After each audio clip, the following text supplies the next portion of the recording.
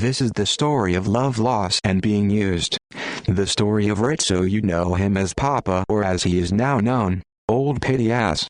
Papa was in love, or so he thought. He met a lady, married sure, but that really seemed too like him. He fed her frozen dinners, made her feel loved, and when he lost his radio show BAM, like Emerald the chef, that lady left, went back to her husband, moved down south, and left Rizzo aka Man Each Rival into Old Pity Ass. Was it his bedroom skills or lack thereof? Was it his looks or lack thereof? This is the story of Old Pity Ass and his lady, the one that got away. We begin when Old Pity Ass had a radio show. Oh, he was loved and it was cancelled, and she ran and ran fast. Here is Old Pity Ass today and his weird friend Jeff. Here's the unemployment choo-choo. All right, Jeff, so we're back here, another edition of the Unemployment Chew, and I think, our last podcast, I've been thinking about, and you talked about the story of my life, and it was bam, right into a tree, or oof, right into a tree, or what, is that what it was? Yeah, something of that nature, but it involved you careening into a tree somehow, yes. Right, which is a pretty accurate depiction of the way that my life goes. Yes. And it had me thinking, because I got into an argument with my mom the other day, and I just wanted to run this by you. It's not going to surprise you because you lived with me, but I wanted to get your opinion on it. Okay. So, with the one thing that differed about us is you would always go to the store and you would buy tons of crazy shit and you would make it. Whereas I don't make anything. I buy all frozen meals, food, stuff like that. Right. Just copious amounts of sodium in every one of those. For sure. And, I go back and forth between the healthy choice meals, between the French fries in a box, but I have found that and remember, I used to really enjoy those roast beefs ones. Me and actually the girl I was dating at the time, Julie, if you remember, she was really big fan of the roast beef and green beans. Was she really? Do you know that's how we actually initially connected? She came over that first time, and we were playing around. And you were diddling her? We were diddling, and okay. We were playing Xbox, and after we diddled a bit, I was like, oh, now, was this a full-fledged diddle, or was just an introductory diddle? I would say it was a padiddle. It was like a third base diddle. Like, she touched me, I touched her. We figured everything out, but we didn't go full. She was right. So she was big on, I'm married, I don't want to have sex, but we can do everything else. Oh, okay, because that makes it better. Well, and then after a couple times, I was like, look, we're doing some raunchy stuff. We might as well just go all the way. Right, so this is what you close the deal with, is frozen meals. Well, so she came over, and we did a little padiddling, and the worst thing that you can be is rock hard and just like, okay, I don't, let's not go any further. That's like the worst. It's the worst. Has she stopped you at rock hard? Rock hard, like I could have carved granite. Wow. And it was just because... Rock hard. Don't push it. Well, okay, I could have carved a piece of paper. But no, so she was like, look, I don't, I've been thinking, this isn't... I said, what do you mean this isn't cheating? It's cheating. You have literally, this is what we've been doing here. And then I was like, you know what, fine. And I was like, I'm getting kind of hungry. Do you want anything? She said, sure. What do you have? And I was like, well, why don't you come take a look? So this was at our Center Street apartment. So we go in and we open up the fridge, and she goes, oh my God, you have the Marie Callender's roast beef, potatoes, and green beans. I said, yeah. Did she say it just like that? She read off everything? Well, she said, hold on. She said, no. She said, oh my God, you have Marie Callender's roast beef and green beans. I love those in the red potatoes. With glee and excitement. Because I don't want you to lie to the people listening here, okay? Because I'm sure they're so intrigued about how Marie Callender's brought you together. Well, and brought you, took you over the top when you were just diddling. Well, you know what? It brought it from a padiddle to a full diddle. Right. And I'll tell you what, she was like, oh my. And do you remember I used to buy like 20 of them, and I would take them out of the boxes and I would stack them? Yeah, I do remember that, and you would get quite mad. But you got to understand, when we would do that, this was during the pandemic, where the excitement of our lives were going to Meijer or searching for said frozen meals. Correct. Right. And it was hard. We could never quite find the meal, and when I did find them, I would buy 30 of them. Right. So she opens the refrigerator. And, she goes, oh, my God, that's the Marie Callender's roast beef with the green beans, and I love those red potatoes. And at that moment, as I was going from rock hard to limp, I became erect again because of my passion for Marie Callender's roast beef and green beans. And she shared that passion. And when she saw that I had like 17 of them, she knew I wasn't fucking around. So I cooked her a meal. I cooked myself a meal. I believe you were out. We had the house to ourselves. As a matter of fact, I even remember making little Teddy stay in the room. And it really killed me to do that because I didn't want him to do that, but I had to have my private time. And then he would have taunted you. That would have been it, so. And again, I don't mind. I don't mind the taunt. I want him to see what Papa can do, but at the same time, I felt that wasn't the right time. Plus, honestly, I wasn't expecting it.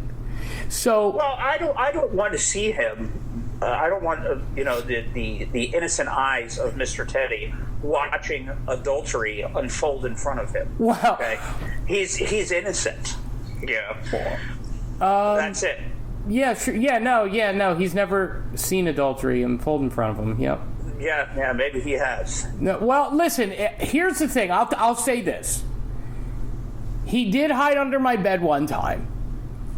And I do remember that while she was on top, she looked over and said, oh my God, that's Mr. Teddy. And I was like, oh my goodness, we couldn't stop.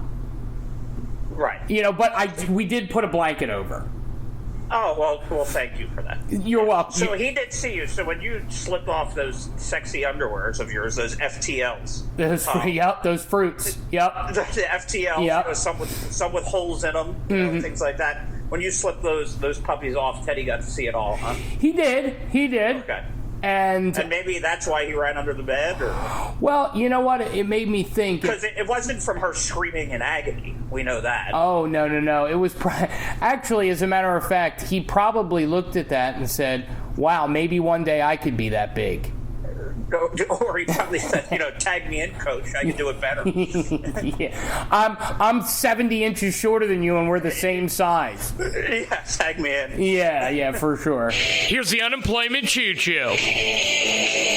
All right, so back to my romp, because why were we talking about the romp anyway? All because of your love for Marie Callender. Oh, frozen meals. Right. Okay. Yes. Okay. Gotcha. Yeah. And how it got to the romp.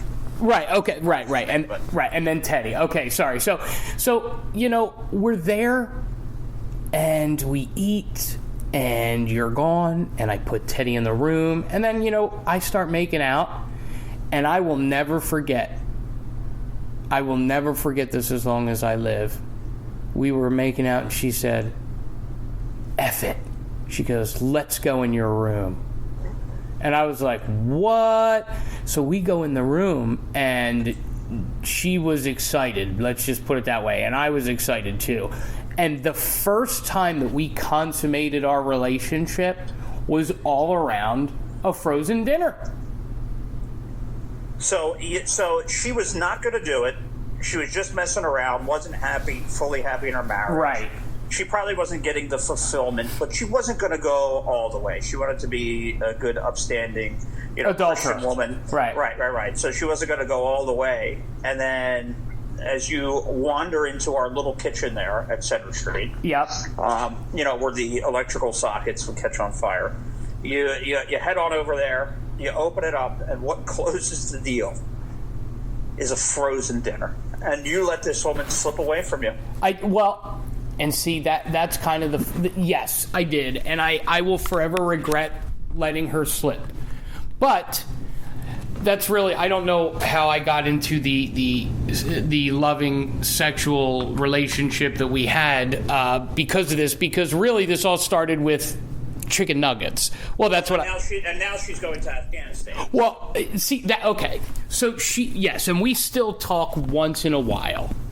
And she mentioned to me that she was going to Afghanistan. And I was like, what? So, we made plans to meet up maybe if we both can. Whatever happened, she all of a sudden became, and this is what I can't understand. I really liked her. I thought she really liked me. I was confused. I think she was confused because she wanted to leave her husband, but she has a son that she loves, yada, yada. But what was really weird about the whole situation was that I feel like she, disappeared one day and then, just went back to her husband. And then they moved, way far away down south. And it's like she's now just back with her fucking husband, and I won't hear from her for ever, except once in a while, and it's dumb bullshit through Snapchat, and it's just I don't understand. So were we as connected as I thought because of the frozen dinners? B, am I that terrible in bed? And I thought, I said, is it me? Am I bad in bed? No, probably not. You're probably not the greatest, but you're not. Listen, I'm not Ron Jeremy, but I know how to make a woman excited. I don't think you want to be him. Well, but these days, but look, you yeah. were, and look, and you needed to accept it. You probably never thought you would be one in your life, but you were the side piece, man. Did you ever say to yourself, somebody's going to choose me to be their side piece? Never. You were the side piece. You were the young, hip, going radio guy, and you know what happened? As soon as the gig was gone, the radio gig was gone, it was over. You think so? Think about it. It was hot. It was happening. She was with the cool guy in town, and as soon as we were unceremoniously fired with #1 ratings, right, it was over for you. It just ended. It started to just fade away. The excitement wasn't there anymore. You're right. And what's funny? Thinking back, it was then she tried to plot the exit, because this was the middle of March. She stuck around for a month or two, and then all of a sudden went back to the husband.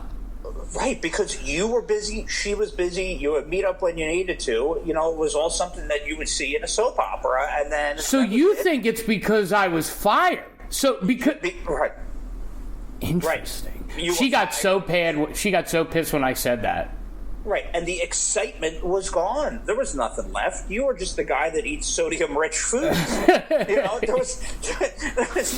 was nothing more to it. She didn't care about that frozen meal. She didn't like it. She read it and she saw it. That was all poppycock. So it was poppy. So you don't think she liked the Marie Callender's roast beef? You think she pretended, and because we were the biggest thing going in town. Right. Right. Now he's a guy who's a month away from getting his meals at a food bank. Okay, so it was all over. You're right. And then she was thinking that he's going to probably hit me up for money. And, she didn't realize that we were going to get the unemployment and thank you to the pandemic and have all kinds of extra money. But you just became, a guy on the unemployment line. And the excitement was over. Wow. I hate to... I would hate if that... You're right, because she quickly after that, moved, went back to the husband. I just... disappeared, doesn't talk to me, barely. No, pot's over. We had a beautiful new place that we were living in. And now when you were penetrating, it wasn't the excitement. It was all right, This is just an average Joe. Get him off me. He smells like a Salisbury steak. Get him off. He smells like Encore. Right, yeah. Jesus. Oh, my God, dude. That's great. All right, hold on. Which was probably the case, though, you think about it. You know what, though? I will say this. She sold it, Joe. But